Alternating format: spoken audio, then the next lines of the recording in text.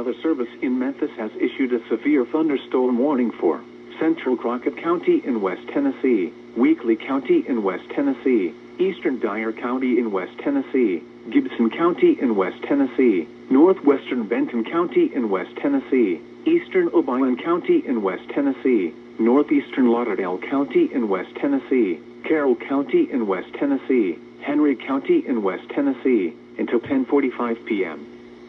At 9:50 p.m., severe thunderstorms were located along a line extending from 8 miles northeast of Cottage Grove to near Alamo, moving northeast at 50 miles per hour.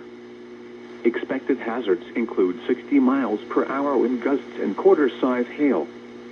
This is a radar-indicated threat. The following impacts are expected. Hail damage to vehicles is expected. Expect wind damage to roofs, siding, and trees. Locations impacted include Tucker's Corner, Dyer, Grizzard, South Fulton, Bradford, New Bern, Atwood, Fowlks, Jones Mill, La Pata, Cades, Bonnicard, Como, Ralston, Schaffner, Roharbeth, Leach, Terrell, Curry, and McKenzie.